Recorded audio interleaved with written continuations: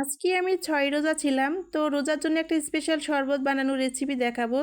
তো আমি যখন বিকেলবেলা হয়েছিল তখন শরবত বানানোর জন্য একটা লেবু আর একটা শসা নিয়েছিলাম। তো শসাটা কিন্তু আমি এখন এই যে ২ ফালি করে তখন কেটে নিয়েছিলাম। আর কাটার পরে শসার ভিতরে যে শাঁসগুলো আছে সেইগুলো কিন্তু আমি এই যে চামচ দিয়ে এভাবে করে বের করে নিচ্ছি। আর বের করে কিন্তু শাঁসগুলো দিয়ে আমি শরবতটা বানাবো। আর দেখেন এভাবে করে শসার ফালি থেকে আমি ভিতর থেকে শাঁসগুলো বের করে নিলাম চামচ দিয়ে। এভাবে করে আমি ২টা ফালি থেকে কিন্তু শাঁসগুলো বের করে নিচ্ছি। আর দেখেন এভাবে করে আমার ভিতর থেকে শাঁসগুলো বের করা হয়ে গিয়েছে। আর এভাবে ২টা ফালি থেকে কিন্তু শাঁসগুলো নিয়ে নিয়েছি। এখন আমি শরবতটা বানানোর রেসিপিতে লেগে যাব। তো যেহেতু আমার শাঁসগুলো বের করা হয়ে গেছে শসা থেকে, তারপরে এখন আমি দিয়ে দেবো এখানে পরিমাণ মতো যতটুকু চিনি ব্যবহার লাগবে শরবতে ততটুকু পর্যন্ত আমি কিন্তু এখন নিয়ে নিচ্ছি। চিনি দিয়ে দিচ্ছি। তো চিনি কিন্তু দিয়ে দিলাম। দেওয়ার পরে কিন্তু আমি এখন দিয়ে দিচ্ছি পানি দিয়ে দিলাম। দেওয়ার পরে একটু আমি এখন নাড়াচাড়া করে কিন্তু চিনিগুলো গলিয়ে নিচ্ছি। আর এভাবে নাড়াচাড়া করে কিন্তু চিনিগুলো গলিয়ে নিলাম। নেওয়ার পরে শরবতটা কিন্তু আমি বানানো শুরু করে দিলাম। এই পর্যায়ে কিন্তু আমি লেবুর রসও দিয়েছি।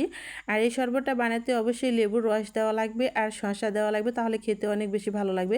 তো সারাদিন রোজা থাকার পরে যখন এই শসা লেবুর শরবতটা খাওয়া যাবে একদম প্রাণ ঠান্ডা হয়ে যাবে।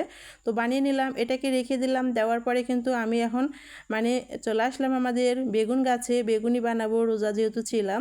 তো বেগুন গাছে আসার পরে বেগুন আমি তুলে নিলাম। নেওয়ার পরে বাসায় আসলাম। আসার পরে কিন্তু এই যে বেগুনগুলো গোল গোল করে কেটে নিয়েছি বেগুনি ভাজার জন্য।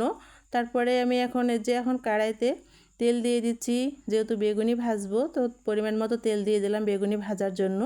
আর তারপরে কিন্তু এখন বেগুনটা কিন্তু আমি যে চাকা করে কেটে রাখছি সেটা কিন্তু একটা বেসনের ব্যাটারে কিন্তু চুবিয়ে নিচ্ছি। তো এইভাবে করে বেসনের ব্যাটারে কিন্তু চুবিয়ে নিলাম আর দিয়ে দিচ্ছি তেলে ভাজতে দিয়ে দিলাম। তারপরে এভাবে করে আমি বেগুনিগুলো তেলে কিন্তু সবগুলো ভাজতে দিয়ে দিয়েছি। আর নিজের গাছের বেগুন দিয়ে কিন্তু বেগুনি আজকে ভাজা হচ্ছে রোজার জন্য।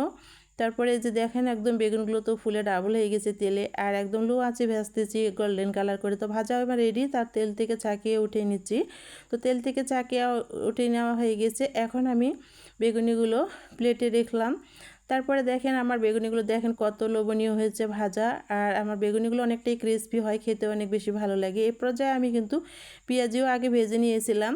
তো পেঁয়াজিটাও আমি ভাজা রেডি। এখন আমি ইফতারিগুলো যখন আমার সন্ধ্যা হয়ে যায় তখন সাজিয়ে ফেলছি। পাঁপড় ভাজা, বেগুনি, সঙ্গে ছিল আরও কিছু, সেটা হলো এই যে পেঁয়াজি আর শসা ছিল, খেজুর ছিল, আর ছিল শরবত, আর ছিল আমাদের কাঁচা মরিচ, পেঁয়াজ আর শুক্তো ভাত মাখা ছিল। এগুলি কিন্তু